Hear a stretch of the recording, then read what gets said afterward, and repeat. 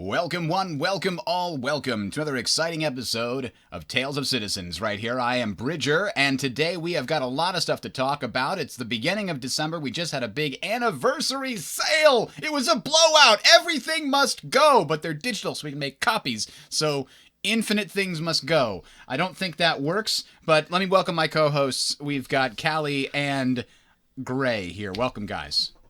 Howdy, y'all. Evening. So, I don't know, so I have to ask, because did you guys pick up anything during the anniversary sale? Were you tempted? There's a long story. Yeah. Long story there. The answer is yes and no. I didn't buy anything, but I did melt a lot of stuff and then switched over to it. Ah. So I ended up at the end of it with a little tiny capital ship. The Hammerhead, huh? The Hammerhead? Nope. One step up from that. An Little Idris? tiny? The Polaris. Polaris, Oh. yeah. Yeah. That's not really one step up. That's just more torpedoes and less guns. Fair, but I did end up with that. I looked at the Hammerhead and I looked at the Polaris side by side. Never considered it. Never thought I'd want to melt a bunch of those single seat fighters. But at the end of the day, I pulled the trigger and did it. It has a landing pad, so at least there's that. Yeah, you can put a fighter in it. So I figure, it's worth it. Yep, they're pretty cool.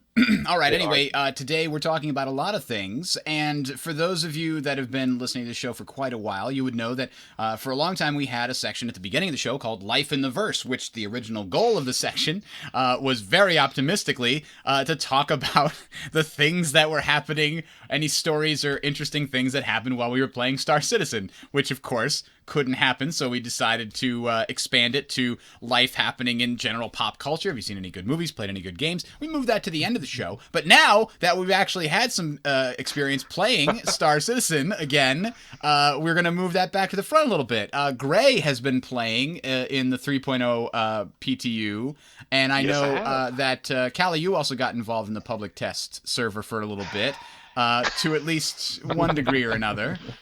So how did that go for you, Callie? I know this is a short story. It is. I launched the 3.0 PTU. My CPU spiked to 100%. Hung there for a while, and it's not a cheap CPU, so I'm not sure how it ended up there. And then very promptly the sound stuttered and repeat ad nauseum until it crashed. Man, I remember that happening all the time on Windows XP. Yeah. So this is Windows 7 and an Intel i7. It's a couple Windows years old. 7 is your problem. No, Windows 10. Yeah. Sorry, and You're a whole okay, generation there we behind. go. No, okay. yeah, and an i7 chip. I'm not sure what's going on there, but I've been trying to play with it. But that's my long story short. All right. So, Gray, you actually did have some luck running it, and we actually have some footage here as well, which I'll throw in the background. Yeah, I recorded some footage today. This is just stuff I threw up on YouTube. I've done a little bit of running around a variety of ships just for the sake of playing, seeing what it's like. To be clear, this is still very much an Elva product. What Callie is describing with crashes and CPU spikes, and I'm sure in here you're going to see some 2-second pauses or so. There are some people who complain in chat at a couple of points about it. There is a lot of optimization that's not going to happen until beta, and there's a lot of freezes and weird behavior. I'm staring at an NPC now that's just sort of stuck on the stairs. It has a lot of work yet to do. If you salute him, he'll move? Is Yeah, that what you're maybe. trying to do? It was worth a shot. I'm seeing what the AI is capable of. You can see him wandering around through here. There's still a lot of NPCs that are doing their thing. It's beautiful. The eye candy in this is just A significant spectacular. increase from 2.6? Yes. There's a Dramatically. lot more content, and I really have to emphasize that. There is a lot more content in this game now. There are cargo missions. You can actually go find boxes of things, or even, I think, buy boxes of things. I haven't tried that one yet. And carry them and put them on your pads on your ship and carry them somewhere else and sell them. It feels a lot more like they're trying to get systems in place, and the whole there's a freeze. The whole inner thought system actually has really improved the experience. The ability to mouse over things and say, I want to do this particular action. They're essentially tooltips, which was a huge revolution in like strategy gaming when you didn't have to read a manual. You could just hover over something to learn what it was and what it did. Yeah, and it's getting a lot cleaner. The ability to open up a door but not enter it, or the ability to lock your ship from inside the ship. There's a lot of things. There's another freeze right there. There's a lot of things that are actually Now, hang on. Are you about still to kill working. yourself? I didn't see you put on an exosuit. You start in an exosuit now. Oh, you do? Okay. Yeah, I think they had problems with... For those of you not familiar, in the early patches, they made you start out in street clothes. So if you didn't find your way to a suit locker, you found yourself suffocated the moment you opened the door. They have definitely made it a little more intuitive, tried to make it so that you don't immediately die. But yeah, there's plenty of people who are still having all sorts of growing pains with this thing, and I got very lucky. I'm on basically the same sort of setup as Callie. I've got an i7 7700K sitting at like 4.4, I think, during this video. And the 1080 Ti I've got's not even close to stressed by this at 1080p. So it's a CPU bottleneck and not a GPU bottleneck, it sounds like. It is a CPU bottleneck, and I suspect that it's the networking. I think what's probably happening is every few seconds, if there's a lot of people on the server, and there are on this particular server, it can occasionally get a little choked up trying to figure out where everything is. You probably couldn't see it earlier while I was standing there just because of the resolution on here in the secondary window. There was a person who's flying across the sky in their spacesuit, and they sort of jerkily hopped from place to place at a long distance with the clip. But you can see powering the ship on is different, engine on is a separate command, or you can just set the whole thing to flight ready. Now, do you think the networking thing, is that because the data it's sending is like encoded and decoded in like, and by that I mean sort of zipped up and compressed and then decompressed, and the decompression is what's slowing things down? I don't know. I feel like that's a gross oversimplification of it. Fair enough. The problems are how many users are pinging the server at any given time and how much it has to send back to you. So the CPU is freezing because it's not getting data from the server, not because it's taking too long to... No, I think it's probably freezing because it's getting way too much at once, or it's getting a command that says wait until this happens and it freezes it out, or something. There's what was that? Tracking the CPU metrics, and I was looking at that a little in depth. I got some debug tools. Whatever's going on, something is grabbing the CPU and not yielding it to other processes within the system, and just takes 100% of it. And if you got a multi-core, it seems to grab all of it at once. Yep. So there's definitely some kind of something going wrong there, I would assume. Yes. Yeah, that should never happen. So you may have noticed here, I set a destination as Daymar, but I set it as a location on the surface. This is one of the less intuitive things right now about the star map. That won't actually bring up a quantum drive target. Oh, so that's why you're looking around going, where is this? Yeah, I'm like, hey, where's Daymar? Where's my quantum drive thing on my HUD? It's not there. It takes me a little while of spinning around to realize it, but setting a surface location on a planet is currently not considered valid. They're working on some of these things, I get the feeling. There's still a lot of UI twitchiness to the game that needs to be addressed, but at least we're to that point now. We can actually say, hey, look, they're talking about having a system map and travel destinations a little more cleanly. Now, are you concerned that if you get into combat, your landing gear is going to get blown off because it's deployed? Oh, I eventually changed that. Oh, there it goes. You did it right there. Yeah, there's Actually, there's a button on my stick that I just had to spam. I need to go back a second here. Did you speed up? When my landing gear went up? Landing gear? Yeah. Are you locked at a lower speed? Oh, because you're... Oh, that's right, because it's not in SCM mode, is it? It's in... Oh, no. It was in SCM mode. It was in space combat mode, but it wasn't in pre. You can be in pre instead.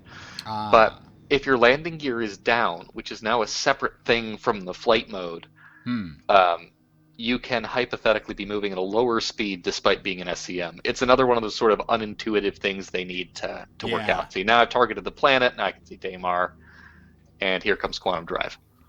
Now, we're going to get to this in a bit, but they talked about how quantum drive sort of 2.0 is something they're working on. That's not in 3.0 as of right now, though. Is that correct? That's correct. Right now, there's no blind target.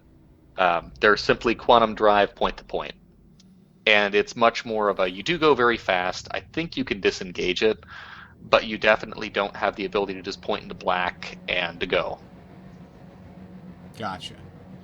So that's, again, in the works. I mean, if you remember, or if our viewers haven't seen this before, in prior patches, you could actually just point nowhere and go with quantum drive. I think they've disabled that functionality for now, partly to keep people away from the locations of ArcCorp and Hurston. I don't know how much is in the client right now for those, but they are showing up on the star map. So, or at least I believe they were at one point from some of the footage I was seeing. I haven't tried flying toward them. I know that they were outside of fuel range, was part of the trick. All right, so afterburner mode engaged here. You're going like a click a second, but at 400 kilometers, that's still going to take a long time. There's no way to quantum jump that? Actually, what you're going to see here is, I split it into two videos. This is one where I just fly back and forth across the surface quite a bit. There's no actual going down to the planet in this one. I just jump between waypoints up in the sky. Mm-hmm. You'll see one right here. I'm going to go quantum driving to that now. Right. Waypoints in the sky. I wanted to try to find the closest location I could to a location on the ground. I thought, wasn't there like a Shubin approach that they showed off in one of the videos? Like you go to the little thing and then that was originally part of the system of, oh yeah, you're not going to land manually on planets. We're going to do a cutscene thing. And once they actually got the tech to where it is now, they cut that idea. So did they cut those concepts too? They did. Okay. Right now, you can only go about 1 kilometer a second. That's your max speed in cruise mode. So, yeah, if you want to skip to the next video, this one I'm just going to fly back and forth quite a bit. The landing video, when I finally decided, okay, this is as close as I can get to the surface, I accelerated to 1 kilometer a second and found a real close location to go take a look at. This is just a random point. This is not one of the missions from my Moby class, which I've played around with, but not in these videos. It was Black Friday, so I just got a new drive. I'm just starting video recording again. Wait. Was it one of those Intel drives that came with a ship? No, this is just a 4 terabyte Seagate drive. Oh, well, I wanted something like for that. Pure video recording instead of solid state. But you can just kind of see a lot of this is currently in 3.0. Sit back, grab a coffee, and let the thing drive toward whatever location it's going to be, because it's going to take you a few minutes to get there. There are some neat visual effects. I think at some point here I end up swinging outside the ship when it's doing re-entry and that kind of stuff there, because there are actual atmospheric jostle effects and all that. But yeah, the game as it stands right now is definitely a little rougher on the travel. Obviously, this new afterburner mode, this pseudo cruise, doesn't really solve the problems that existed in the prior cruise mode, which was toggled. For folks who don't remember this, there was a cruise mode where if you hit the button, your ship would immediately accelerate to a much higher speed, up to, at this point, it would be 1 kilometer a second, and no one could catch you. Interdiction as a mechanic hasn't made it in yet. So it was this situation where, hey, if someone wanted to disengage, they just disengaged, and there's nothing to stop them. This new mode apparently is intended to try to counter that partly with fuel and heat. That hasn't really happened yet, and the power priority and power throttle and everything else hasn't really made its way in yet either. So we're seeing just sort of the skeleton of this idea that, yeah, we'll have acceleration that goes beyond, there's a re-entry mode, that goes beyond simple SCM speed and tries to get us somewhere faster without engaging quantum drive. Because ideally they don't want us using quantum drive to go down to the surface or anything else, just around space. It's nothing else if not pretty, for those poor people listening instead of watching. But the game is nothing definitely that hasn't been shown at in the Citizen Con situation. So one thing I have to say, I know they've worked on it a couple of times. Like the UI of like showing your speed and your thrust and power priority and thing, it still feels like a first attempt or like a not final version, right? And then maybe that's something they're going to hold off on until they get all the It's mechanics not in final. there. There's no question about right. that. There's a lot of chatter going around now on channels about how much they want to change like your velocity indicator, so you have absolute velocity information and all sorts of things that currently all you see is how fast am I going in a straight line. Right. Really, that's what you see. Yeah. And just everything about the interface doesn't feel as tight or as useful as it could be. This is specifically coming from, I think I talked a couple episodes ago about playing Elite Dangerous, which, regardless of how much you like or don't like the game itself, the UI is, unfortunately, a few tiers ahead of where Star Citizen is right now, in my opinion. I mean, just it for still as an example, has power priority being listed in numbers is not super useful. At a glance, if that is not just 33 across the board, then it's going to be really difficult for me to quickly glance down and go, where's my power priority at? Now, those little sort of triangles could certainly help, but then why would you list that a second time in numerical form? That's just copying something that you don't need. To be fair, the reason that you see that twice is because you can select which screen you want to see in the UI. There's a bunch of different things, like I could have weapons on the right side or something else. I didn't do that. In this video, I stepped in and just used the exact default. And right now, which display is on the left and right actually is customizable. Now, when we start talking about this like versus Elite Dangerous, I agree. Elite has done a really nice job with a lot of the things. They've also done a piss poor job of teaching it. As the folks, I'm part of the Federal United Command group over there, the Winters and Hudson players. There are some major issues with folks who are just coming in not realizing that you even have power priorities. So all of a sudden your power plant gets hit by something and your life support shuts off. Because nowhere does it tell you, hey, by the way, when you get hit by something, you're going to have 50% power instead of 100%, and that means that you're going to be screwed when somebody knocks part of your power out. So you have to be really careful at adjusting that. Did you land on... Oh, no. This is the ship deciding it's going to bug out, and this is funny. Okay. This is one of the things I really wanted to show folks about the planetary surfaces. You can land, you can get out, but there are some collision issues that are still in the works. works. For those of you that can't see this, his ship appeared to land fine until he went to get out. It's actually tilted over to the right, rolled to the right at an awkward angle, and now it's like jumping around through the air. Now it's finally deciding, hey, actually, there's nothing holding up my left side. It's just kind of hanging in midair. Might as well let gravity take its toll. Now it's humping the ground for some reason. Yep, there it is. And it continues to jiggle. Yeah, it kind of looks like you've got a prospector there, actually. Yeah, a missed prospector with all that. You know, the prospector is a really cool looking ship. It is. It is. Cacti. It's got a little cactus. Take some samples. Lizard push-up animation going. It does, and that might be part of your FPS problem now, because in the background your ship is freaking out and it's doing 6,000 calculations about which tiny way it should. Keep in mind, part of the problem here is that this is new landing gear. They actually finally put compression landing gear into the game, so instead of it just being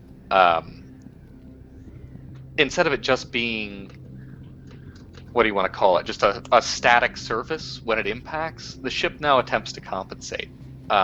This is the absolute first draft that's gone public of landing gear that has compression. And what you mean is, previously the ship would just touch the ground and then lock in place. It would not seem realistic.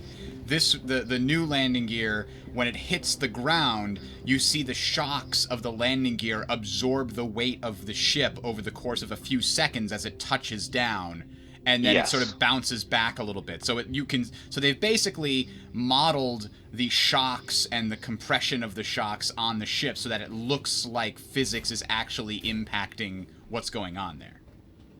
Yeah, and that's part of the issue here is they're still trying to figure out how they want those collisions to feel.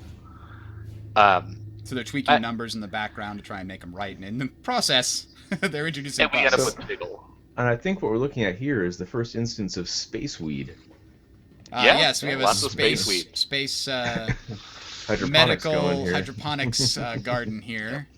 And I just came down here for the sake of showing off, hey, this is what an outpost looks like. This is one of the procedural models. There's a few of them out there I've run into before now. They all have nice windows. They have some nice setup stuff. They actually have atmosphere inside, so you don't, suffocate. It's a nice thing that CIG has managed for this patch. It feels like there's a lot more eye candy. There's a lot more to do. Obviously, I'm not doing missions in this, but the idea was just to give our viewers a little bit of an idea of what's going on. And Daymar is just stunning. There's a crashed javelin in one of the canyons. So this is the first opportunity that players will have, or do have. If you go on the subreddit, there's some coordinates to go find a crashed, 300 plus meter long capital ship. And the javelin's the destroyer, right? That's even bigger than the Idris, to give people an idea. Yeah, originally they were going to be the same size, and the Javelin grew substantially in development. Now I want to see if you can get back in here. Let's see. Oh, yeah. And actually, this was basically the end of the video here, once I'm inside. I used this as an opportunity to test logging out in the bed. This is also the first opportunity to log in and out in a bed. Right, so the persistence is supposed to allow you to log out of this bed, and then when you log back in, you will be here with your ship on this exact spot. Which is not in this video, but I did do that.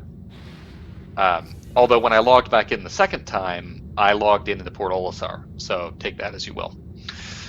There are definitely some bugs. Yeah, well. Persistence the bottom bunk, huh? Yeah, I took the bottom bunk. I just wanted to test out the whole thing.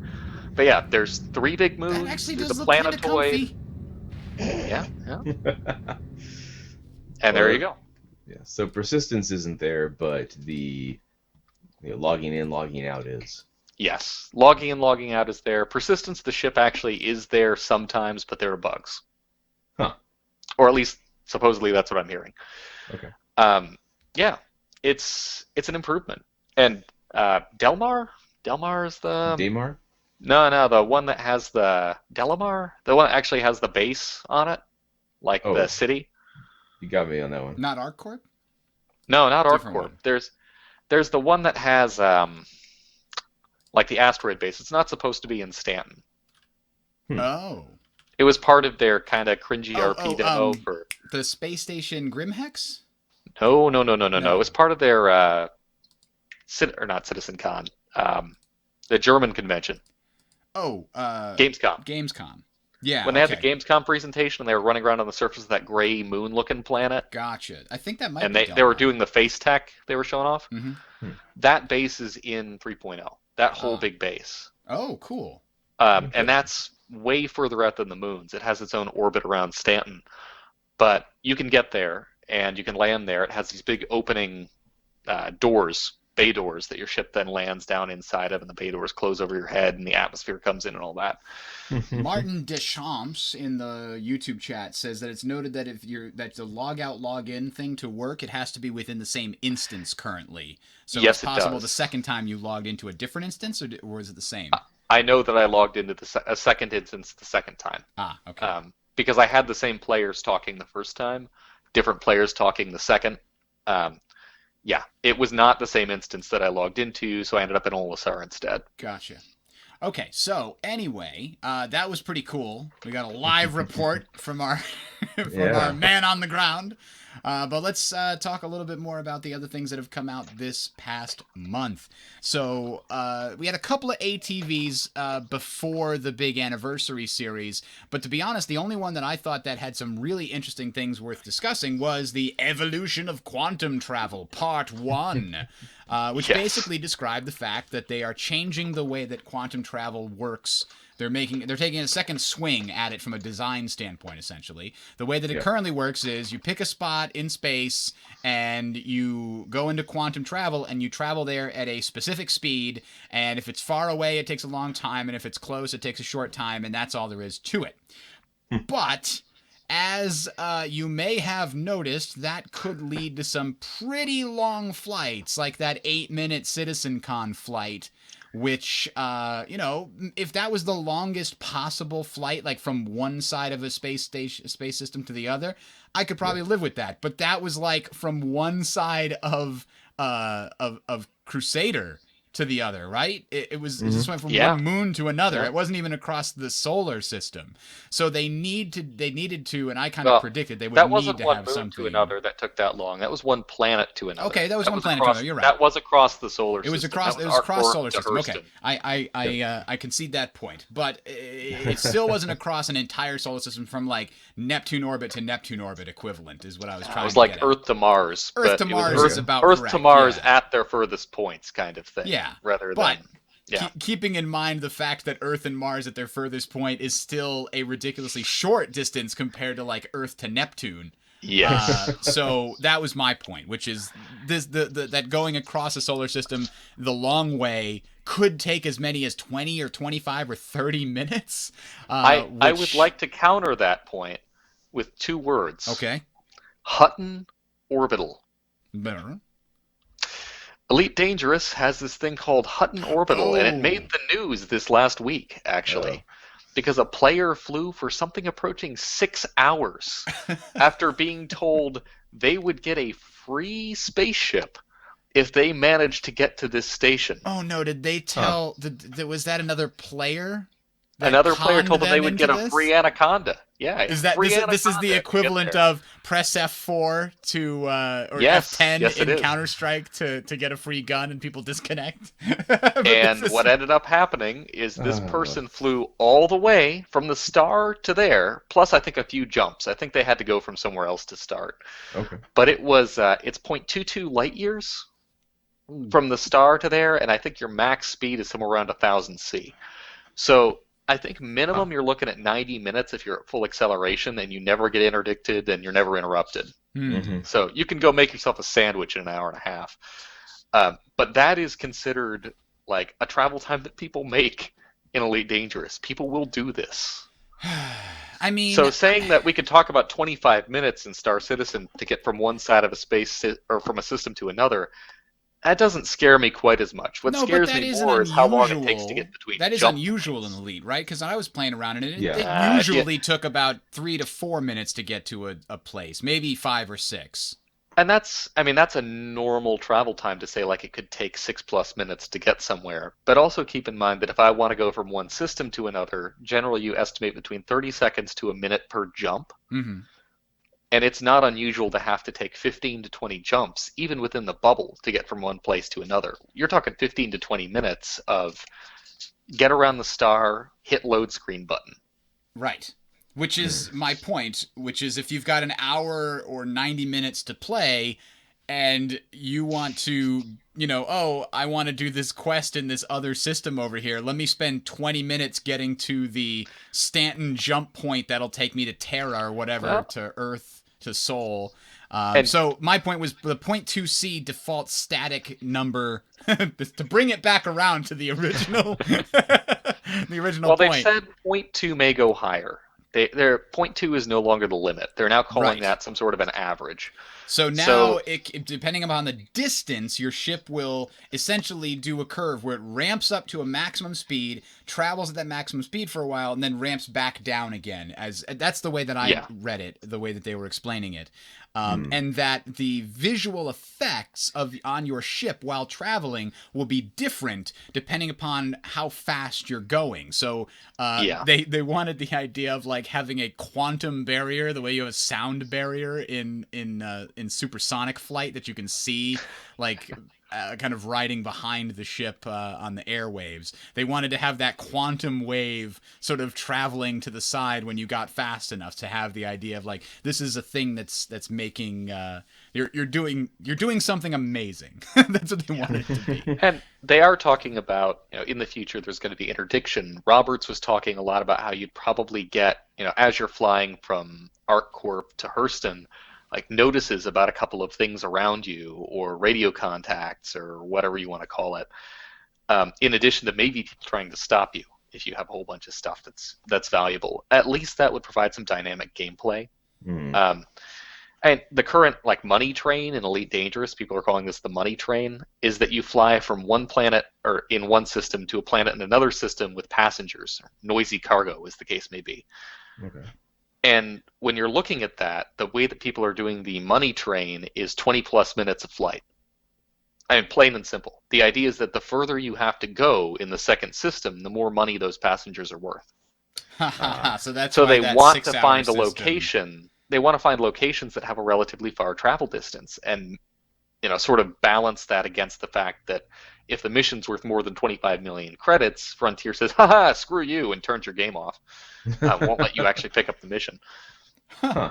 So you have to try to hit that like sweet spot. I'm as close to 25 million per as I can get so that I can load up on passengers and then make 200 million credits for spending an hour in flight. I don't know. Hmm. I feel like the universe needs to be a little smaller than it seems like it's going to be.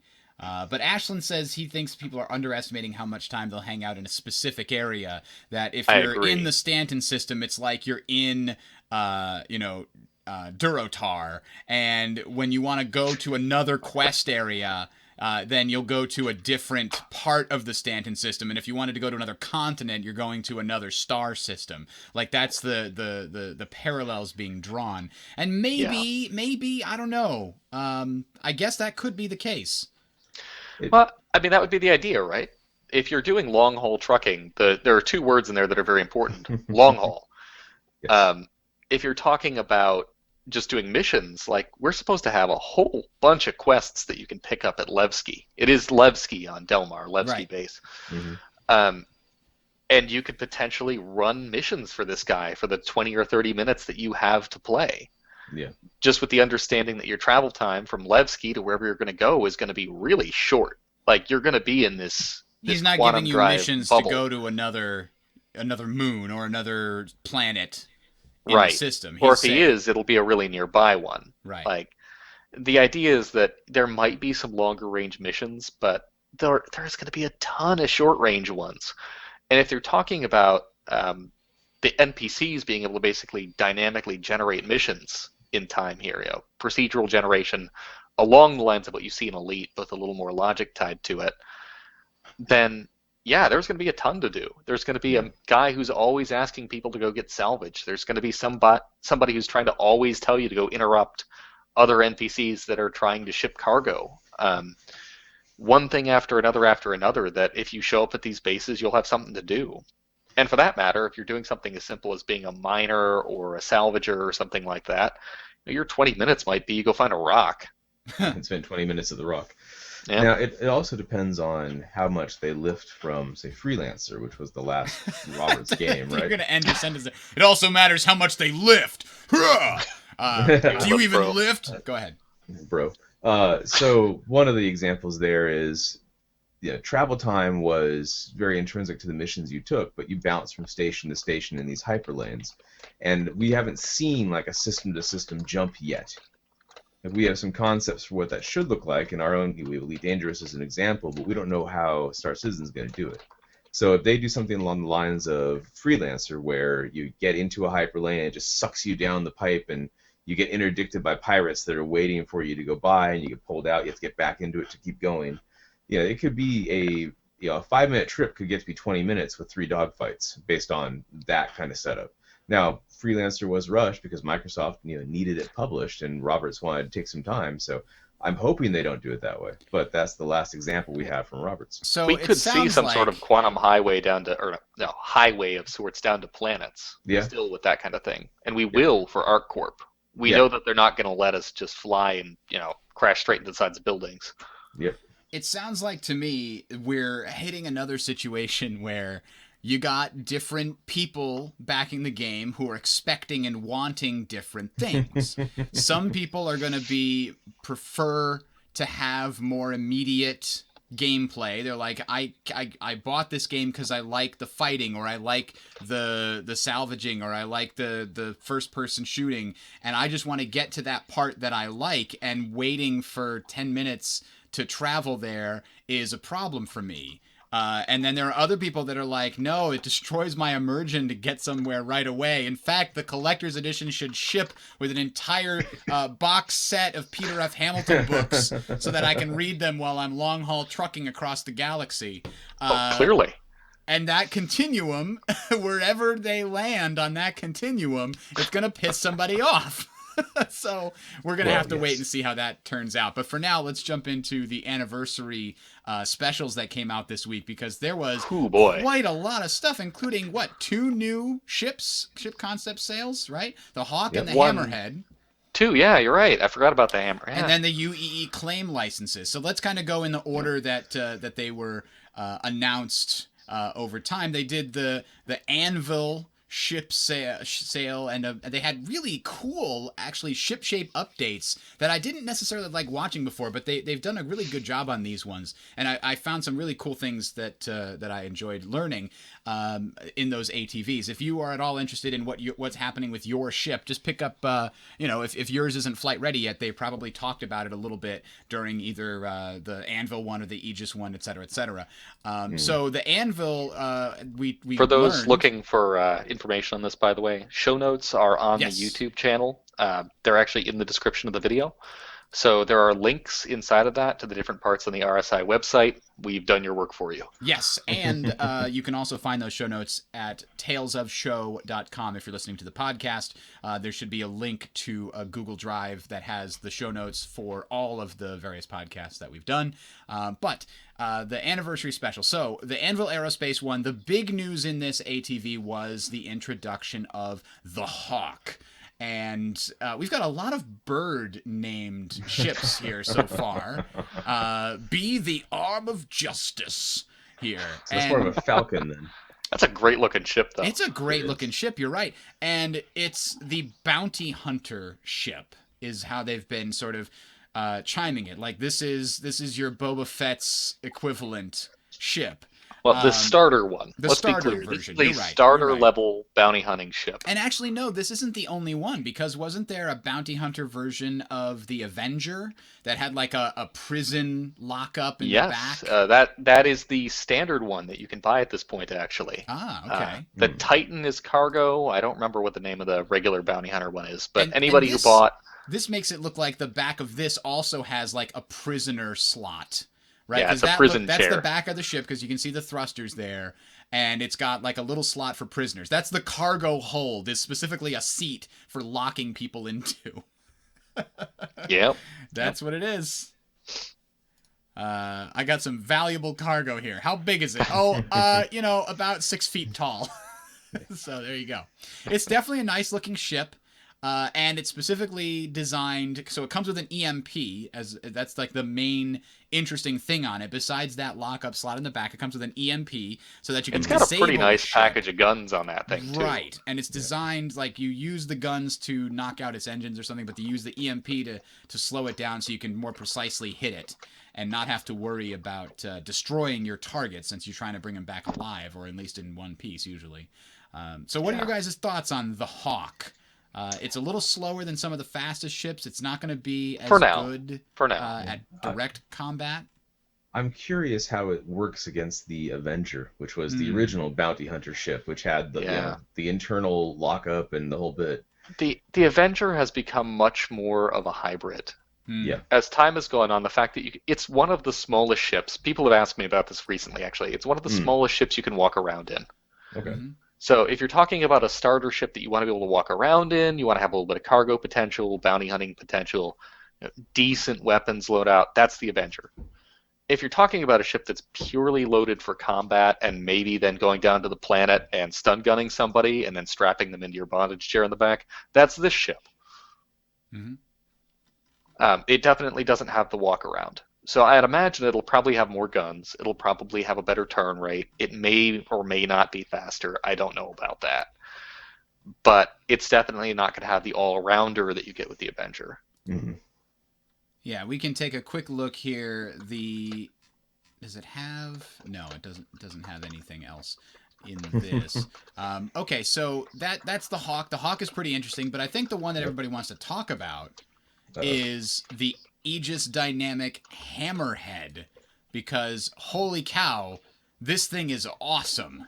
It's Well, it's like a B-17 crossed with an armored personnel carrier almost, like, Yes. yeah, but there then was supersized. yes, and it had a great commercial with it. If you recall the commercial with the what was it, Top Gear, Yeah. the Top Gear character. So Yep. it's the I same love that style. guy. Yeah. So Galactic Gear. Galactic Gear, that's what it was. So yeah, so definitely give that one a watch if you haven't seen it already. But yeah, it's got a bunch of these ball turrets. There we go. A bunch of these Yeah, ball there we are. turrets all over it. And the whole concept of it is it's the smaller capital-sized ship that shoots down fighters. Yeah. But I'm guessing, therefore, is weak to torpedoes. Yeah, it looks like the only way you can defend against torpedoes with that thing is hope that your pilot or your gunner can shoot it down before it kills you. There's Yeah. actually some talk in the brochure about that, with like the Okay. turrets being so large, you can see it sticking out there and having such a range of motion Mhm. Yeah. that ideally you'd be able to cover any angle a torpedo's coming in from. hmm The And not problem only with are that there the is obvious four, yeah. there are two more on the top and bottom of the ship. At Yep. first, I was thinking, those kind of make it look like if you came from the front or the back, it would be a little easy to get out of the. No, not really. Yeah. Not really. Actually, that was one design flaw I saw in this is, yeah, your turrets, if you want to have them like fixed forward, you absolutely cannot. Only the front two can fire fixed forward, only the back two can fire fixed rear. So if they had added a little elevation to the ship, you might have had a little Ah. better range of Oh. fire. You Well, could have gotten, it all 8 guns. certainly seems like it might be a great like command and control ship for a smaller organization, right? But isn't that Um, what the Polaris is supposed to be? I mean, I guess, but Because this one, because their advertisement for the Polaris is this is what you want as your militia company command ship. yeah. And who's the Yeah. Polaris? Is that That's also that's Aegis, or is that yeah, it yeah. is, and it's the smaller than the. It's like the one that replaced the Idris when the Idris went from Right. being I Yeah. think this is Yep. even smaller than the Polaris, though. It is a little bit. It's barely, and Yeah. the Polaris needs that internal space to land ships in. This Yeah. does not have a landing bay. This does not have the gigantic torpedo thing. This is a dedicated Corvette, which is really great. Yes. Yep. It's And nice that they finally hit that sweet spot. as soon as I Yeah. saw what they were like unveiling, and I'm like, okay, this is the flak Corvette from every space game you've ever played. Yeah. That has to have an anti-fighter ship or an because in so many games you have that situation where fighters get too strong, so they have to add an anti-fighter ship. This is your Mhm. anti-fighter ship, and it's pretty cool. I have to say, I like the way it looks. I agree. It looks awesome. I mean, the Hammerhead design, it has a very good, looks like the namesake kind of thing. And then when the turrets come out with the retraction, that animation is really solid. The guns look great. The ball turrets look great. As far as having all those views all around the ship. So yeah, I think it's a beautiful looking ship. I Yeah. just have one question. Uh-oh. Why did they put a hole in the middle? That's how you I'm- dodge torpedoes. You Well, convinced let's them be to honest fly here, though. straight at the center? Say there's a hole in the center of the thing. Uh-huh. Do you actually need anything there? No, that's my question. My thought is that like they decided we don't have anything else we need to put there, and we're trying to cut down on the weight of this section to help with the maneuvering. So they just not put something there. I mean, if you look at the Eclipse, it's a lot of that as well. There's holes in the Eclipse superstructure, like on the back of those wings. I think that CIG has started saying we need to eliminate sort of unused empty space in our ship designs. Oh, okay. So if there is, That's so what it this looks cuts like. weight. Yeah. So From an basically- engineering immersive perspective, I think that's what the reasoning would be. Plus, it just looks cool. Yeah. It would give you cargo space though. I mean, it doesn't have any now. It really doesn't have any. I mean, I took a look at the ship specs page and I looked through the video watching it. There's next to no space you'd actually want to put cargo in this thing without interfering with actual operation. Yep. Yeah. This is not the Idris. This is not No. the, I could potentially just store a bunch of crap here option. I like that, like storage. Oh, that ship, I just keep it in the hangar and store stuff in it. That Yep. Idris, the military grade Idris, you just keep in your hangar and you store stuff. What else would I use it for? I don't know if you folks remember the the initial talks about the Idris size increasing, and then all the people talking about how it was going to be their primary trade ship. It was I all see. over the old forums. Well, and that was one thing that the Q&As recently have made a point of with the bigger military ships. When people operate these, is to have force projection. The odds are very low that you will be able to turn a profit when you're running this. Oh yeah, that's something they did point out is that these big ships a couple of times in the different ATVs is that they're going to be very expensive to operate and maintain. So if Yep. you're using them for something, you better be making a big profit on it. And these things don't Yeah. have a big enough hull to make a profit on it. That's explicitly what the hull C is for. Yeah. This is a military, it will cost you to run it ship. Yeah. Now, I do really like that there's a differentiating factor here in that you can see in this image the cockpit, not the cockpit, but I guess the bridge is Yeah. hanging off the front of the ship underneath it, which Yes, is it really is. cool. Not something As that is Val typically. noted in chat, you can position that over a ship that you're protecting, carefully maintain distance, and your gunners will all be firing above. So you'll be able to literally provide cover for a large ship's cockpit. Nobody's coming from this direction, I tell you what. Well, if you Well, had 4 of them. yeah, I mean, if you're talking about box formations on these You things, want which to literally box something in. Like Well, this. isn't that Listen, in this the- Starfarer is not getting hit. isn't that in the brochure? Is They it? They had a story, like an in-lore story about somewhere in there about box formations with this thing. Oh, funny. There's a whole bunch of great flavor in this Whitley's Guide thing. It's lengthy. Yeah. I'm not going to subject our readers to reading all that on live right now, but Yeah, I or didn't even viewers finish. rather. I didn't even finish reading it as I was, I downloaded it, looked at it, went, huh, that's a lot, and then I moved on because I was at work. So Yeah, the Polaris actually looks quite a bit bigger in this comparison image here. Like a good 10 to 20% bigger in length, and then also wider and taller. I assume that's for the hangar required for the Yeah. Polaris. Very interesting. Okay, just for the matter of time, let's move on to the next one that we saw here. So Origin Jump Works, they spent a lot of time talking about the 600i, and this is a question I think I may have brought up in the past, but this is an MMO, and in every MMO that's ever existed, 90% of anything anybody ever does is try to make the most efficient way to do something. The most efficient way to make money, the most efficient way to craft, the most efficient way to kill, the most efficient way to do this, to do that, to do whatever. You're not actually living this life. Style and comfort don't matter, and yet they made a big emphasis about you're going to want to buy the touring version because it has a really nice lounge for you to hang out with your friends. Yeah, if I was buying an actual spaceship that I could hang out in with my friends in real life, I would be so all over the 600i. But I can't imagine, I mean, is this a ship specifically aimed at the RPers? Yes and no. I mean, this is them. I mean, you have to define wasted in these sorts of cases. Is comfort wasted? I think that this is them trying to differentiate brands. This is them trying to say, we're going to have a style guide that's different for this ship. Yeah. Now, does that mean that these might be slightly less armed or slightly less armored or whatever than a military grade ship? Yes. But then you look over at Elite Dangerous. I'm going to come back to this again. And you have people flying combat orcas. Orcas are passenger liners. They're literally building these things to ram people. And when you hit the boost button, it makes a fasten your seatbelts ding. Is that wasted effort? No, it's hilarious. It's something that people want to do. They want variety. Like, you're flying a literal passenger liner with mines strapped to it, and you're ramming people with that. This is engaging gameplay.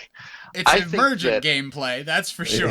Yes, yeah, that too. But I think when you look at the Origin ships, the 600i, emphasizing comfort and style and all that, I think that's okay. I think telling them we're going to have these ships that will make you be able to go just cruise around and enjoy the scenery a little more comfortably, so to speak.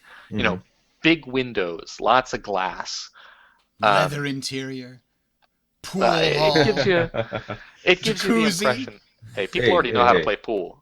You folks have seen Bunker Buster, right, on the Star Marine? Like, You can shoot the pool balls. You can play I pool. did not know that. Oh, okay. I did. Yeah, I did you not can know actually that, do it. no.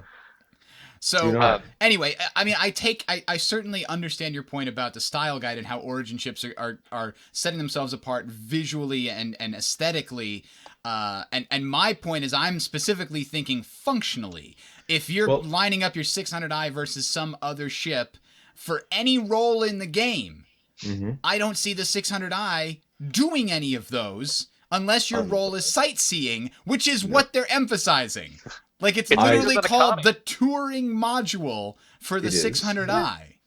But it's bigger But than a Connie. It So when you is. start talking about like, oh, I want to do, a Constellation Phoenix versus a 600i touring module, I think there's a comparison to be made there. I'm still pretty convinced that there's going to be an economic niche for luxury transport. There probably Like, I will. need to get somewhere else and I don't want to fly my own ship? Like, Well, I'm NPCs. going to hire You think there's deliver- NPCs that are going to only Yes. travel in specific types of ships? I mean, So they've said the so. the new Pittsburgh ambassador to Earth needs transport from New Pittsburgh to Earth, and he will only go on a ship that meets the following minimum luxury criteria. So Yep. your Constellation And the Phoenix the more perks that you have on your ship, the more he'll pay to use those perks and things. Yep. Okay, just don't- you've just sold don't- me. demanding they I will buy be. it. I buy it. Just don't walk into the jacuzzi room when the ambassador's on board. Oh no, Keep we in made mind, that this is mistake why there's, before. We made that this is why mistake there's the before. luxury With the passenger Banu, version and the of Banu guy didn't give a Starliner. crap. All right. Anyway, Yep. 890 jump is coming after the 600i. Long story short, Yep. the 600i is But getting they're- finished first, and then they're going to use the tools and materials and things that they've used to design the 600i to make the 890 jump. So that's But coming. they're getting quite close in size now. Yeah, They are. surprisingly so. Almost every one of these ATVs, ship shapes, they said, yeah, we found out there wasn't enough room, so we had to make it bigger. Like, almost The every 890 ship. is going to get big. The Yeah. 890 is going to get really big if they're talking about having it launch two 85Xs out of the belly of it. Yeah, it's going to be It's going to get huge. It's going to be a nearly Corvette-sized ship by the time they're done with it. I mean, it's already supposed to be Corvette sized. I Oh, think fair. this thing's going to get up to like 200 meters. It's our luxury destroyer. Luxury destroyer. Yeah, there you go. If when you want to destroy the Vandal in comfort. All right, so next up they had the Consolidated Outland and the UEE claim licenses, which people freaked out over the Yes. Pioneer quite a bit, and this is honestly the opposite. People should be unfreaking out because this is Yes. supposed to be making the same thing available to people, though without the giant ship to do it, which suggests to me that Yes and no. Pioneer owners are going to be essentially like renting out their ship to people who need, like, hey, I've got a land claim over here for my organization. We don't want to buy a Pioneer, but I'll But we'll pay pay you you. and give you the materials. Come build us an outpost. Yeah. That's General a really cool idea. contractor. And Yeah, that's the essentially. thing. I mean, the marker gets you land. The Pioneer builds an outpost. The Pioneer has a marker on it, so that the owner of the Pioneer can go claim a Right, stake it and comes build with an a outpost. marker. It comes with a Yeah. land Yeah. claim. 8x8. But they are, the big land claim. But they are nowhere near synonymous with each other. So it's people were freaking out, and it was, I don't think, a warranted freak out. But yeah, that's just what it comes down to. Well, I and was- to be fair, there was a lot of talk about like, oh, they're selling land. No, they're not. They're actually just telling you if you're really obsessed with the idea of staking a mining claim, or saying trading I want, post or whatever. yeah, like saying I want this spot when the game comes out, they're Mhm. effectively saying, okay, then we will give you the same rights as a Pioneer owner to do so. And these are things, again, that are all going to be probably purchased in much larger quantities with in-game currency once the game comes Yeah. out. I mean, Yeah. there's going to be hundreds and hundreds of thousands of these land claims, considering, Yeah. you're going to, well, at least And- if you're in UEE space and you want to mine or build or do something on the surface of a celestial body, you're going to need one of these claims to make sure that it's protected. Yeah. And they're not going to make it that expensive. No. No. Let's be blunt. a 4x4 kilometer plot is such a minuscule amount of land. They're going to make it so it's pretty inexpensive to do that and do the registration. Every single person who's currently backed the game could have 100,000 of them, and you wouldn't fill the whole galaxy that they've got built up here. So, and I did a little bit of math on this. If you wanted to own a 100 by 100 kilometer plot, and you wanted your whole org to contribute, and every one of them bought one 4x4 on the entire thing, or you had people buy 4x4s on the entire thing until you had that 100-kilometer plot, it'd be over $32,000. Oh, God. No one's doing that. Well, that's a true feudal empire you've built there, Lord. And it's 100 by 100. It's nothing. Yeah. Like, It's not Arcade, all right? Yeah. No. You're not going to have issues with proximity to cities being a huge thing. I mean, if you're right next to a city and it takes you 30 seconds to get from your plot to a city, it's no big advantage to being on the other side of the planet and taking 2 minutes to get from your plot to a city. Well, that depends. Do you have a Nox or do you have an X1? I don't care. Now, the lone gamer wants to know when 3.0 will be ready for all of us. I had my hopes set on before Christmas, but based on the reports from our co-hosts here, it sounds like after Christmas. I would say it's going to take some work. I think we will see a broad public PTU by Christmas. I think that they will open it up to a lot more people to test, just for the sake of saying, let's get people onto the Delta Patcher.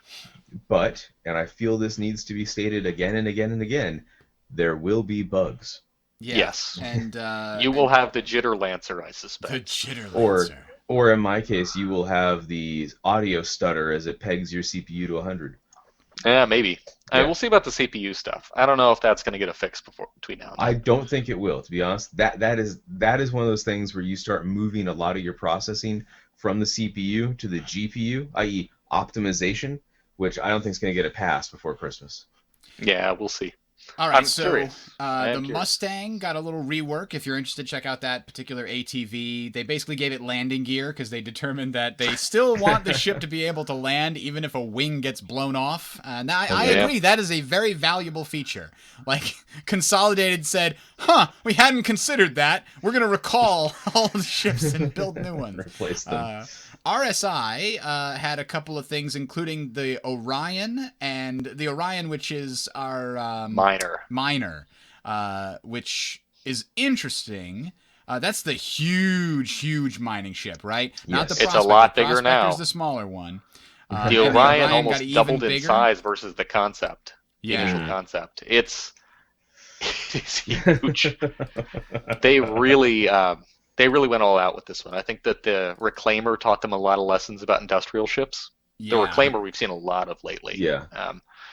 I think the Orion was definitely the Reclaimer taught us a lot. Let's about double the size of this thing in white box. Mm-hmm.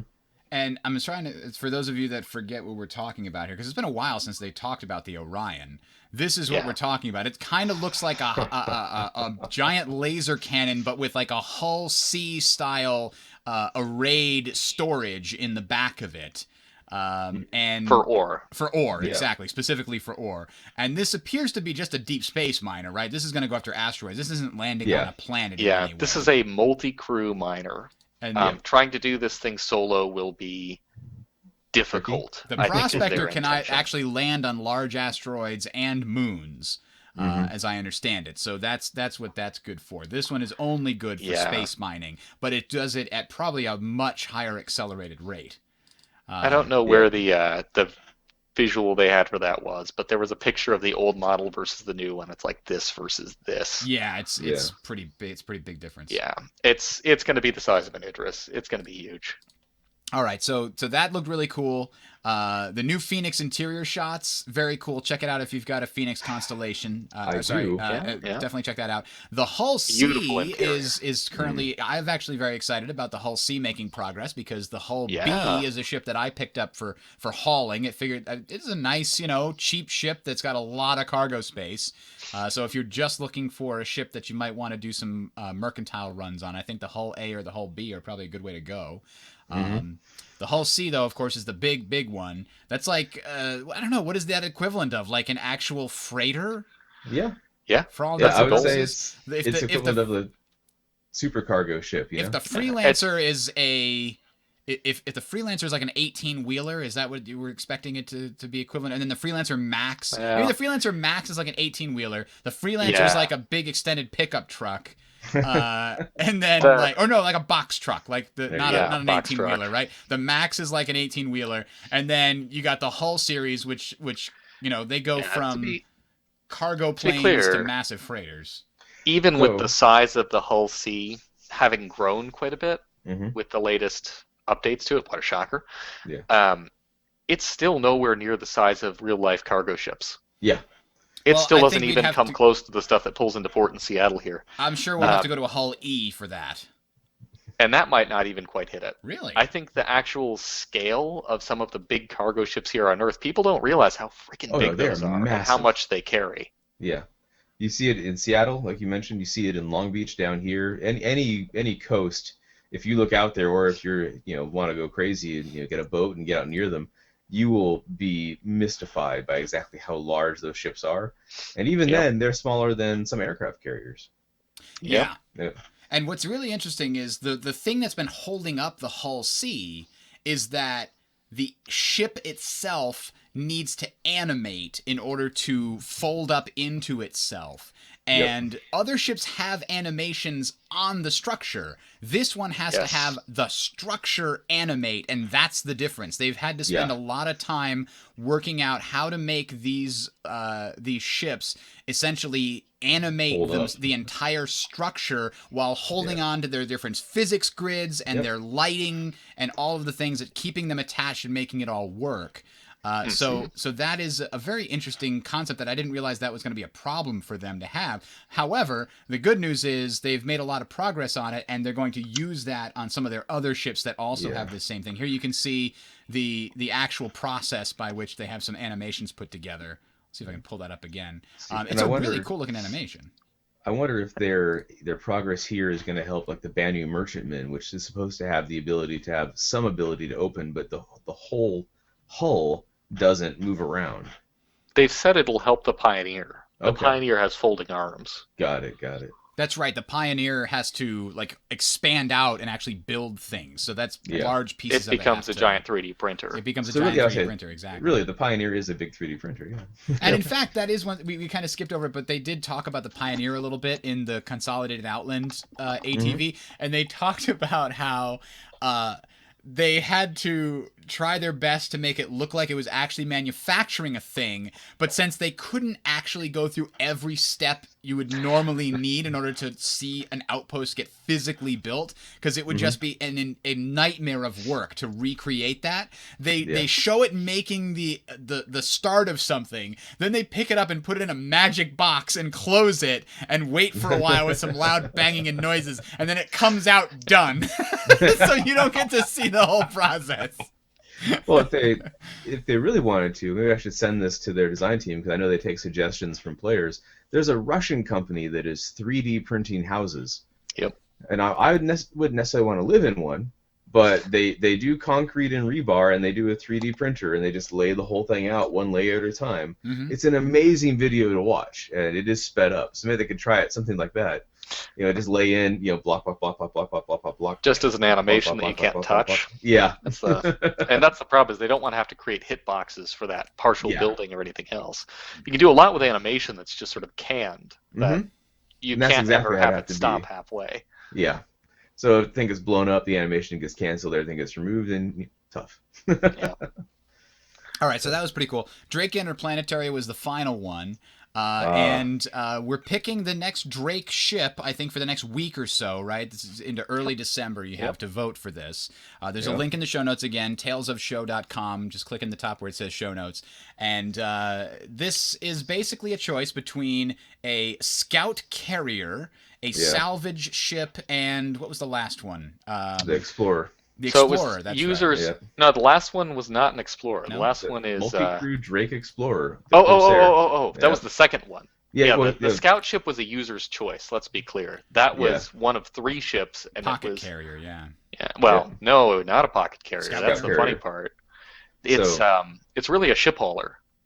Okay, Ah, so let me give you the names directly from the poll here. Entry Yeah. level Drake salvage ship, the Vulture, currently at 45%. The Yes. multi-crew Drake Explorer, codename Corsair, currently at Uh, 18%.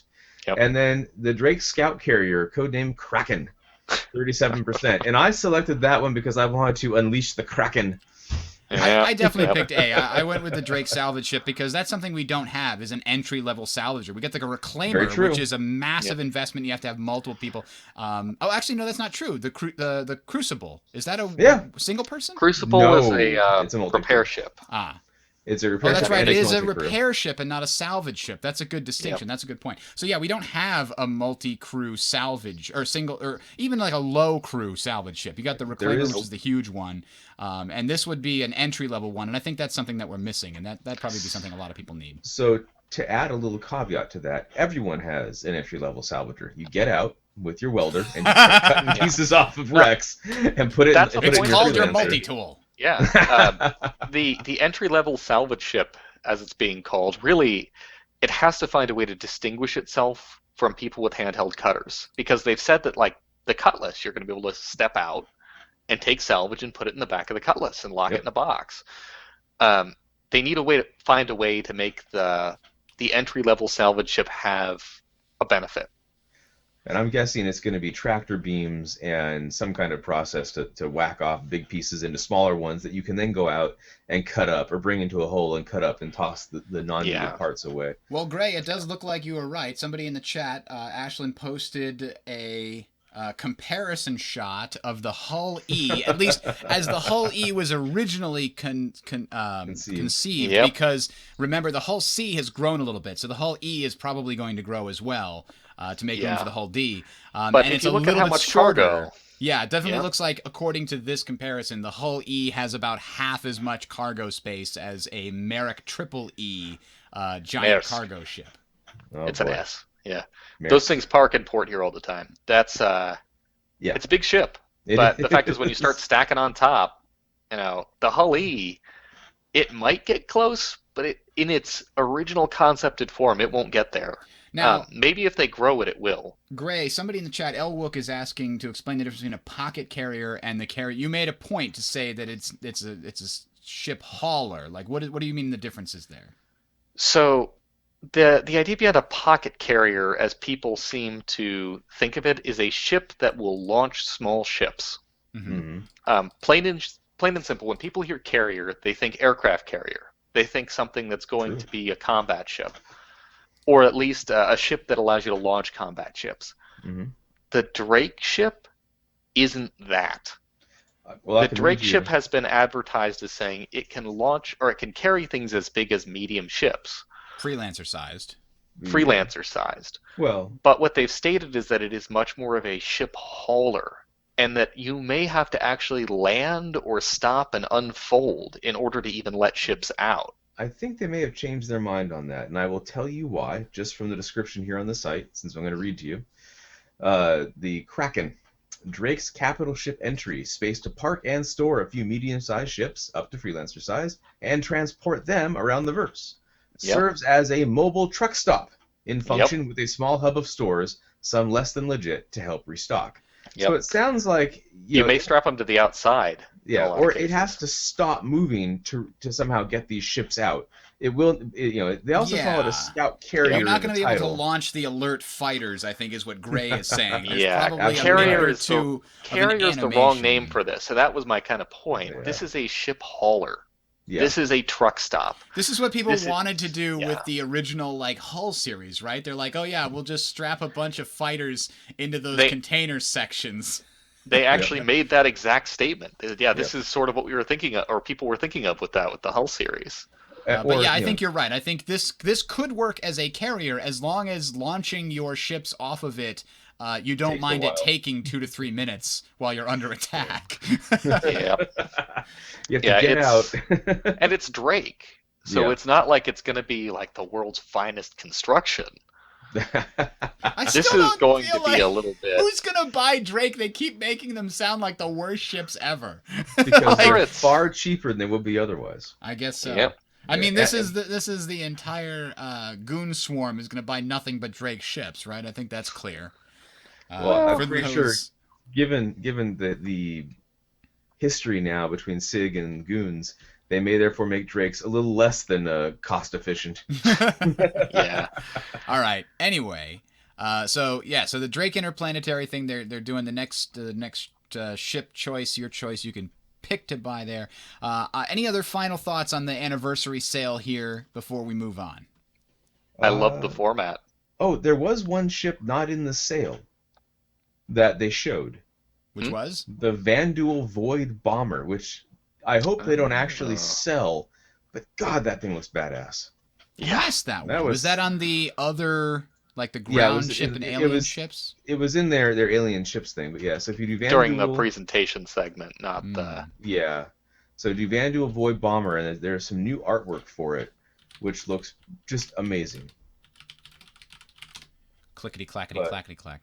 yeah, Oh, yeah. I found it. Okay, there's the link. Somehow I missed this one. That's weird. I was going through every I mean, post on the almost whole forum. almost nobody saw it. There is the StarCitizen.tools website, which if Damn, you that's don't a use cool it, looking shit. yep. If you don't use it, is a great site to see like what the latest is on everything. They've got some of the more recent art, but it's the heavy bomber, and they had some kind of updated artwork for it. They showed very briefly. This is gray and box, isn't it? yeah. So I mean, they're probably using it. Squadron Yeah, I was gonna say 42. they're probably using Yeah. it in Squadron 42. And What I do look you think forward. this size is? Like a caterpillar? It's big. Yeah, Yeah. you mean, think it's bigger than that? Well, so the power plant is size 4 and the shields are size 5. Oh, That length translates to 124 meters. What's the there you caterpillar? go. 90? Somewhere in there, yeah. Yeah. It's going to be a little bigger than a Starfare. Yeah. But this is a dedicated bomber, and it is bigger than a Retaliator, which is the Earth dedicated, or UEE dedicated bomber. All right, Yep. so that is definitely very cool. Good pick. Any other final comments? All right. So, the concern of the week. This is actually an interesting thread I found on the Reddit this week, which is actually a concern in the opposite direction. Normally, concern threads that to be found in the official forums are people concerned with the game as it's currently being set up, and the concern this week is the concern that people are misunderstanding how long this game has actually been in development, in that they think it's been in development for 6 years and it's actually been in development for much less. So the argument here is thus. You see a lot of people say, oh, well, the game went on Kickstarter in 2012 and they had like a working prototype there, so they must have started working on it at the very beginning of 2012 or earlier in 2011. And I think that's kind of been confirmed, right? They did that over the summer and maybe a little before that in 2012. So it's actually been in development for 6 years. But this poster points out that, well, that may be technically true, but the game that we're currently in the middle of playing or playtesting or waiting for, the 3.0, has really only been in production since about 2014 or 2015, depending on how you draw the line, because a lot of the work that was done, the pre-production that was done in 2013, 2014, and 2015 was kind of scrapped and redone when they updated their ship pipeline, when they got a lot new artists and a whole new set of developers online, and that the number of developers that they have now compared to what they had in 2014 is like more than doubled, right? By the end of 2014, they had 160 developers. Now they have 450. So the game has really only been at full speed production for only like 2 or 3 or maybe 4 years if you consider 2014. Development ramps up. I mean, that makes perfect sense. And I the think early stuff like the hangar, I mean, that was very much the original proof of concept early game stuff. Yeah. We can render a ship. Yeah. We can render a ship, and our worst case scenario, if that had stayed the way it was a relatively decent space shooter first experience with the single player. Yeah. But the MMO itself would have been mediocre so far as all of that was concerned, and they knew it. Mm-hmm. Yep. It would have been freelancer again, basically. Yeah. And other Which people isn't a pointing bad out thing. World It of still would've been Warcraft playable. took 5 years way back when you didn't need to have nearly as much graphical fidelity. GTA took 5 or 6 or 7 years to make. 2008 to 2013. That's a 5-year span. Yeah.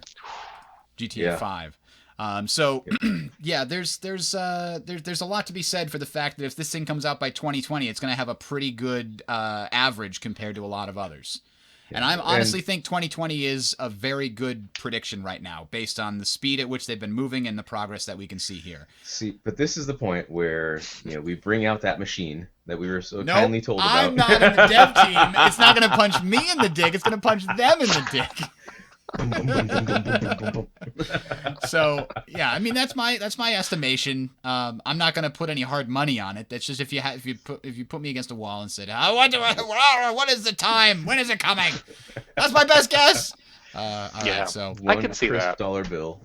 I think a lot of it's going to depend on how quickly do we see 3.1. Right. How quickly do we or how much progress do we see in the spring to summer of this next year? So my guess is, this is my guess. What's the first year that we're supposed to be taking place in game? 22. So we'll see it then. 22. No. 24 something. There you go. 29, 42. 29, 42. Okay, we'll that see was it the in original 29, 29. Oh, you'll see Yeah. it. Okay, I gotcha. I see what you did there. So, Yep. the game itself is so ambitious that if it didn't take longer than other games, there's no way it would actually meet its stated goals, right? Ambitious games are not made very often for a reason, because they take a lot more work and effort a long time. and time. Yeah. And you can't rush those things. Even with 450 people, which is probably, I don't know, is that common for MMOs to have that many people working on them? Yeah. Well, no. Big studio it's ones. big studios get a lot of work in general, but the MMOs I can think of that were super popular at the time, World of Warcraft had a much smaller dev team, but a very big art team. Yeah. And then Well, but we're also calling 3D modelers here for CIG devs. Right. that's fair. That's fair. True. But it was a 5-year. It was a bunch of guys who were purely professional to start and had more recent experience. It wasn't a small company building at the time. Blizzard hired for World of Warcraft, but they didn't hire at the rate that CIG has been hiring. It wasn't until after the game launched and the servers melted a couple of times they realized they really had to get a whole back-end staff in there to support the community. I have one more concern. Uh-oh. This is my personal concern. Okay. I'm very concerned about the future of this project if the leader of this project and the leader of the community outreach of the project can't pronounce the word Aegis. And not only can't they pronounce the word Aegis, they can't pronounce it the way that everybody else mispronounces it, which is Aegis. If they said Aegis, I even accept Aegis. They say Aegis. There's no way that word is said Aegis, and everybody else on the team calls it Aegis or Aegis, and it's only Chris Roberts and Sandy when they're introducing the segment that they say, and now we're going to take a look at Aegis dynamics. Like, what? Well, they've been taking brand new language lessons, so they apply the correct accent. It must be. I thought what's really interesting from this concern topic, just to sort of polish that off, was the last paragraph, the edit this person put in. Mm-hmm. I consider myself a victim of this 2012 BS. I avoided this game like the plague ever since I heard of it in 2014 because all I heard was it's been in X years of development since 2012 and hardly anything to show for it. Even when one of my friends showed me the planetary landings at GameCon 2016, my reaction is this all they achieved in 4 years and over $100 million? This person truly thought the whole thing was a scam because the gaming press was so bad at understanding game development.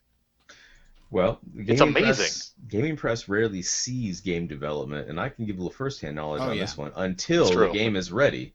And one great example of that was back in the day.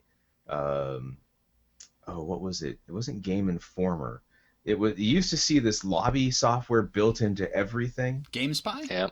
GameSpy. They had a little press group, and I knew a couple of the guys that worked in an office not far from here in Irvine.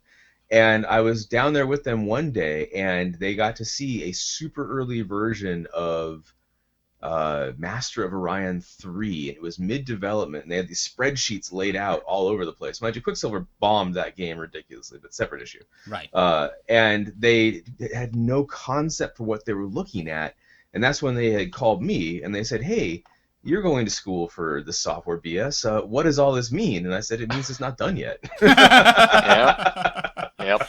Yeah, the concept of I mean, I know what I know about game development in part because of watching Star Citizen get made, but before that it was because I was reading things on Gama Sutra. I was reading things from other developers about their process, about how long it took. There were a few other games before Star Citizen that were very open about their development. We got to see how Minecraft, how long it took to get from its very early alpha status to where it is now, or where it was, 5 years later.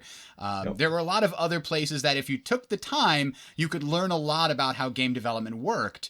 But a lot of people are not exposed to that, and even if they are, a lot of people don't pay attention to it, and so they draw conclusions like this person erroneously did, like many journalists erroneously do, where they say, it should be further along by now, because they hear about a game when the marketing starts.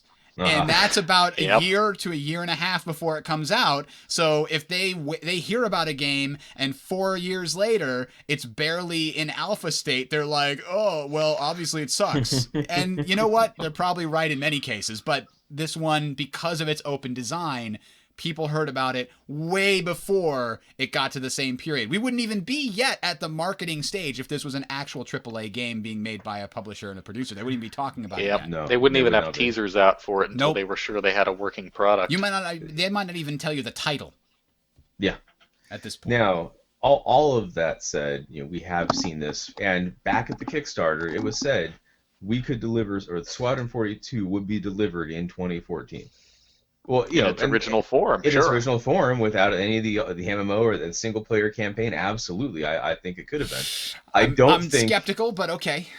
2 years, just Squadron 42, same size missions. It took them 2 years to really develop the engine. Is the problem? Yep. But you don't really need to develop the engine that much if all you're doing is the sort of single-player experience. Yeah, I guess you're right. The sort of thing that we were demoing in the first helmet demo. I still give it 3 years for just Squadron 42. But anyway. Sure. But close enough. It was within reason.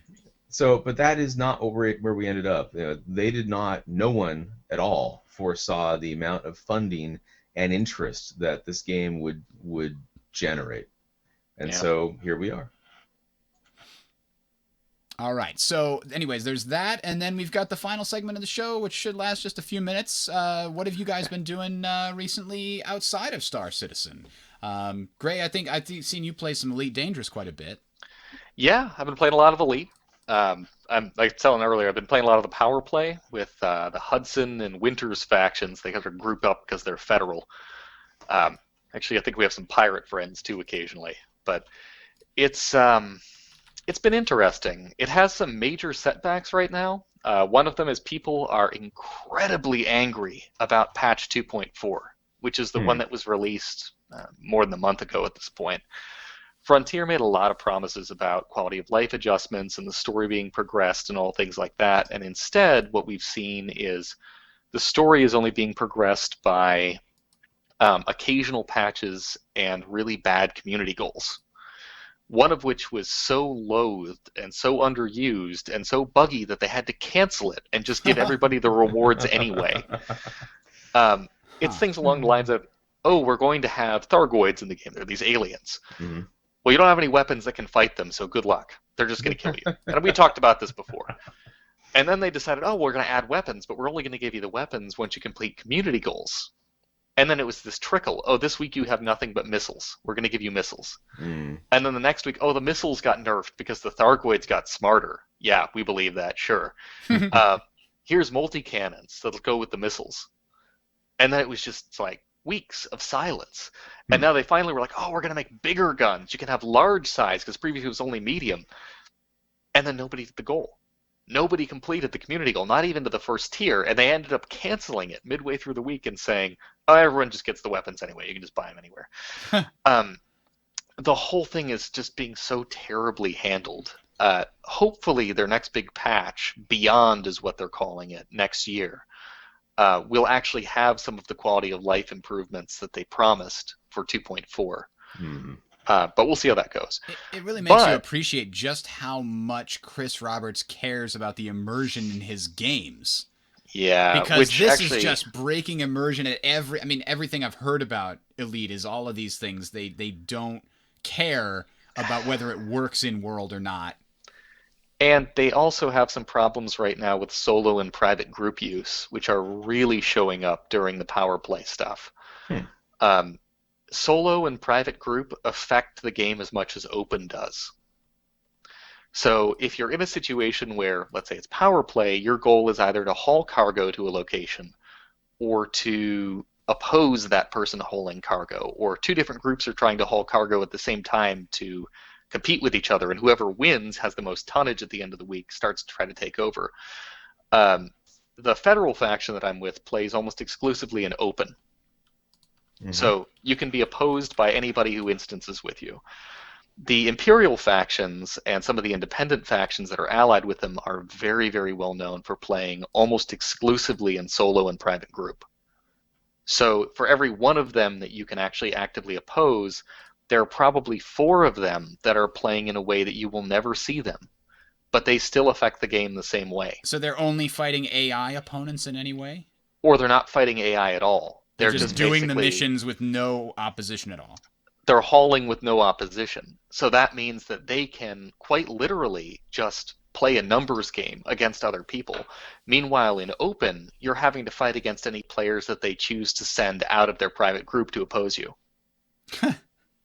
And this gets even worse when you start talking about combat. It was bizarre when you explained to me that these weren't two different things, that they were all combined. Game. It's so weird. You can just decide and flip a switch and say, yeah, I don't want to have to deal with enemy players right now. I'm just going to do all the things I can normally do with no downsides.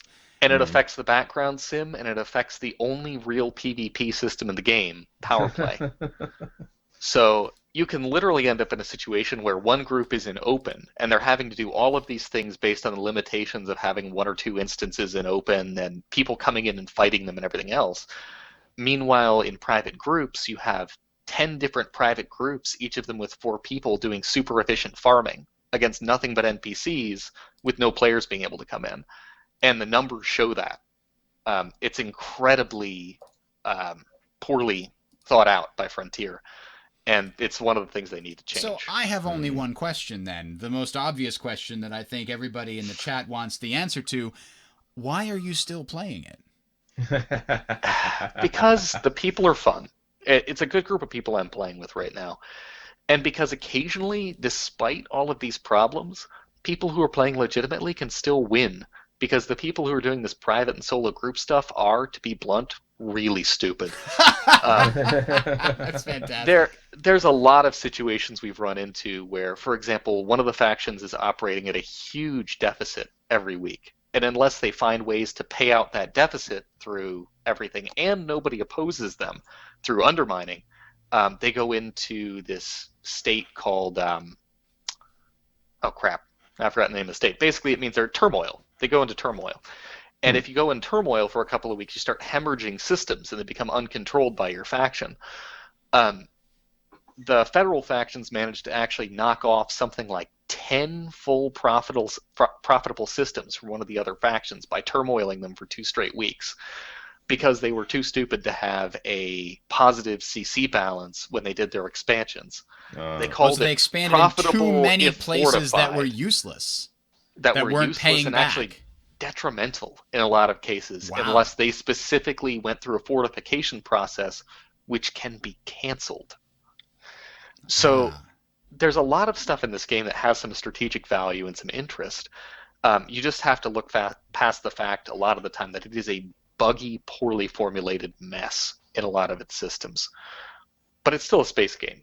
And until Star Citizen honestly has persistence and it has the ability to earn and keep ships and that kind of thing, I actually recommend Elite Dangerous to people. It'll let you scratch that itch to have some fun space combat, and there are some really fun people playing. Get involved with power play, get involved with people who know how the engineering works, who know how power priorities work, and your frustration level drops a lot. Yeah, if I hadn't had you sort of coaching me through it, I would have given up in frustration after trying to read about stuff and not understanding it. I will say it's also one of the coolest experiences that you can have on the Rift. And I only stopped because I realized that I need a stronger graphics card. My 970 isn't doing it. I can either get 30 FPS and things look fairly crisp, or I can get like 90 FPS, or 45, I guess it's only half, or I can get 90 FPS and not get sick, but everything looks really blurry. And since most of what you're doing in that game is manipulating menus that have text on them, like to get cargo, to turn this, load this, scan this, it was very frustrating to see blurry text or get sick while playing. So I'm just wait and grab a 1080 when it drops in price in probably next spring, and then I'll jump back in and have some fun, because man, that is a really immersive feeling to play it on the Rift. I tell you what. And it's fun. Mm-hmm. It can be fun. That said, I've also been playing other games. A little bit of the new Heroes of the Storm thing. Yeah. They have this new map, which is like Escape from one of the StarCraft planets. I forget which one it is. It's actually legitimately hard. I don't think I've had a MOBA experience that I've gone, man, that really was difficult in quite a while, and they knocked it out of the park. Lost for like hours just trying to get the thing going, and then eventually got a group that worked out pretty well. Is it like a co-op thing, or is it both sides competing, and it's just a new type of map? It's actually 5 players versus NPCs. Oh, so it is a co-op thing. Okay. It's co-op, but you're trying to get from one place to another, so you have to fight your way through a map against a bunch of NPC heroes that get spawned in against you, and it's Zerg. It's like Zerg coming in from everywhere. Is it like Left 4 Dead, the MOBA experience? That's kind of what it sounds like you're explaining to me here. It has bosses, but yeah. But I mean, just like the concept of you're trying to get across this level and things are trying to stop you. Yeah. It's a great map. It's in the Brawl mode right now. So for those of you who have Heroes of the Storm, I guess it's free, isn't it? Yes. Yeah. I would suggest downloading it and playing that mode, because all the heroes that you're allowed to use are auto-unlocked and you get to pick between them. It's worth it just to log into that and play just that mode, just for the experience of it. Uninstall it afterward if you want to, but it's fun. Well, let me ask you, have you been at all tempted by the new League revamp of all their runes and masteries and such? Yeah, I've played a couple rounds. I've been enjoying it a lot. But what do you think? What do you think from your experience playing more? I've been playing since about October. I think I talked a little bit about it in preparation for the change which happened in early November. I think November 8th. I think the new system is way more concise. It makes it makes the decisions that you're making when you're putting together a rune page or what essentially is a build for your character a lot more impactful, which is what they were trying to go for. A lot of the things you were doing is like, which rune do I put into this slot? Which rune do I put into that slot? You don't have to guess. It's if you want attack damage, you put it in all 9 slots, right? There's not a question of, well, do I put attack damage in some and attack speed in other? No, if mathematically attack damage is better for you than attack speed, you fill all 9 slots. So it looks like there's 9 choices of what your rune should be in that particular slot, but actually there's one. There's one choice for that slot and one for the other. So it's an artificial inflation of choice and sort of build customization in the old system.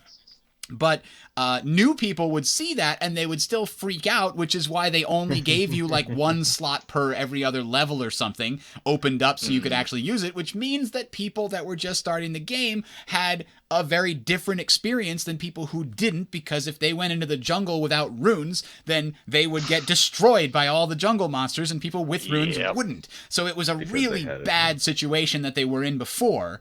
So jungling didn't even happen in a lot of the low-level games because of that. That you would just have 2 duo lanes in top and bottom. I think getting away from that was a massive improvement no matter what you do.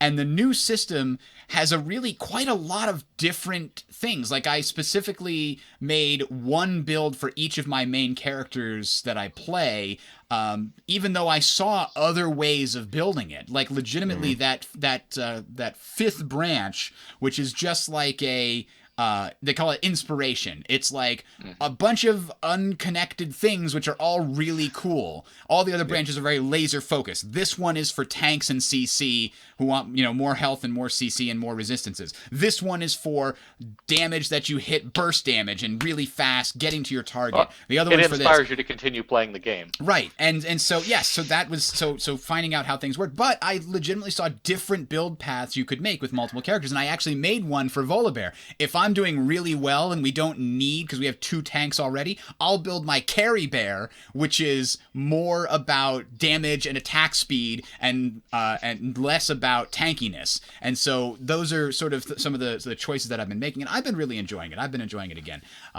So especially since I've been getting better again. When I first started playing, it was very embarrassing. But Callie, what have you been up to recently? Well, not MOBAs. I've been enjoying this most recent Year of the Mech.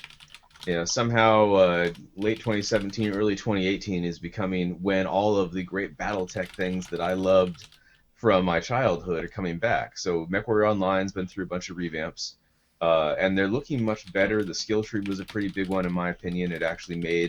It got rid of this, in my, again, opinion, cash grab to have to master 3 variants of the same chassis before you go to the next skill level. They ditched that entirely, finally. They've been bringing in a lot of the more iconic mechs from the later generation. They brought out the new tech, and then the BattleTech Kickstarter, their multiplayer beta is going on right now, so you can jump in and spend 2 to 4 hours playing a game of BattleTech if you want to. And they also talked about the campaign there, which looks amazing. So if you've not checked it out, their mercenary campaign is continuous. So you just keep playing if you want to. You can do storyline or you can avoid it. If you ignore the storyline for too long, the protagonists begin to lose. And then at the end of it, you end up working for the bad guys because there's no more good guys left to work for. And then MechWarrior 5, they're predicting late 2018. So I'm saying 2018, the Year of the Mech. Maybe 20 years too late, but I'm still excited. Now, what's going to differentiate MechWarrior 5 from MechWarrior Online? Is MechWarrior 5 exclusively single player? It's not exclusively single player, but it is single player. And it's a single player campaign. Again, it's a mercenary campaign, so if you take damage and it costs a lot to repair it, that's going to be a problem. As your mercenary company moves throughout the 5 houses as you play the game, and I believe it is all inner sphere. I have not seen details otherwise, but it's just when the first of the data caches was being found before the clans invade. I'm guessing the expansion is going to be the clan invasion. So if you find a mech with ferrofibrous armor, for example, that's a huge deal because you can't find those mechs. So as you're moving about through space, if you're working for Curita on Curita contracts, you can buy like Panthers and King Crabs and things like that. If you're in Davian, you can buy Victors, or you can buy, or if you're in Steiner, the Steiner Scout Lance is effectively all assaults, so you can really not buy many of the lighter or medium mechs you'd want because all of their manufacturing is for heavier mechs. So where you're at, who you're working for, dictates what kind of contracts you can take and what you can purchase. So it looks like a really interesting, assuming this all makes it to the end game concept from the spoken concept, it looks like a really good spiritual successor to MechWarrior 2 Mercenaries that everybody wanted and then didn't get in MechWarrior 3 or 4. That's interesting. I always liked the old MechWarrior games, and in fact, I really liked Hawken. I don't know, what did you feel about Hawken? Did you ever play that? I took a look at it, but I never did play it. There was a group that wanted to play it, but I was working some crazy overtime at the time. And then by the time I got around to it, it had gone free to play, and I wasn't up for that. Yeah, it was also pretty dead. It got dead. It had its problems, but man, they did a really good job making you feel like you're in these awesome fast mechs. Yes. Like it's definitely a different experience from MechWarrior. They didn't try to remake their own version of MechWarrior. They tried to make a MechWarrior as if it was a first-person shooter. You were jumping around and dodging around corners and hovering over people and then getting to the other side and dropping down behind a thing. So it was a fast-paced. It was like everybody who was in a heavy mech in Hawken had the feeling like you were in a light mech of MechWarrior. But I really enjoyed that game for quite a while it was still going on. I didn't like the sort of microtransaction system that they chose initially. They redid it and made it a lot better, and I came back to it. But I'm definitely up for the mech feel. I'll be interested to see how that goes. And bear in mind, BattleTech as a concept is very much a creature of its era. Right. It was from the 80s, and you had the Cold War going on, and Warhammer 40K and similar products were coming out, and they were all very grimdark. And so BattleTech ends up being this mix of Cold War feel and grimdark future with the technology, peaking and then being pulled back, and no one can remake things. Like these factories are automated or they need human help, but you can't recreate the factory if it's lost, and if you lose a jump ship, you don't see anymore. There's like one plant somewhere that is owned by Comstar that makes like 2 or 3 a year and sells them off to the houses, but privately owned ones are almost non-existent. I mean, it's not something you find a lot of anymore. A little Hawken action. There's somebody in the chat said they never heard of Hawken, so I just thought I'd throw it up here. That's a real light quick. mech right there, looks like. This does appear to be a light mech with only 350 health, but you can see it's moving quite a bit faster than what you'd normally expect. So I would... And it honestly, had a lot of focus on objective-based gameplay, like hold this point, attack this thing, and I found that to be really interesting. And that is I played a big-ass mech in that game all the time. Well, and objective-based gameplay is something MechWarrior Online really needs to add. They do have like several game modes now, but a lot of them come down to just killing as many of the other guys as possible. There are no respawns. Once you drop in, you're done. But there is a new mode coming out that I'm super excited about for MechWarrior Online, Solaris. 1-on-1 and 2-on-2 combat. Solaris in BattleTech was the arena pit fighter style planet. So all the best pilots in the galaxy would show up, or in our part of the galaxy, would show up at Solaris to prove they were the best. And they would do these one-on-one fights, or they'd have eight-person brawls to an audience that would cheer them on, and there was betting. And they even had a whole like BattleTech source book and box game based on Solaris as a concept with gladiatorial fights. So they're releasing that sometime in 2018 for MechWarrior Online, and I'm very much looking forward to it. Let me ask you this question: Hit me. MechWarrior 5. Yeah. VR support? I sure as hell hope so. That'd be nice. That would be a really interesting game to have VR in. Well, because they have a very limited Oculus support. Like they didn't make it. MechWarrior 5. Oh, MechWarrior VR is the fifth link down on that. Designed to support VR. Yep, there you go. Excellent. All right, on that note, I think we need to call it here. Absolutely. We've had quite a night here talking about Star Citizen. There was a lot of big news. I will say that we will be back. I think we're going to take a break again this holiday season. The end of December is busy with people being family, and then there's New Year's Eve is the Sunday we would normally record the show. So we're going to skip to January of 2018, January 28th. Maybe we'll be all playing 3.0 by then. I don't know. For these guys, I am Bridger, Callie, Gray. We're out. Thank you all.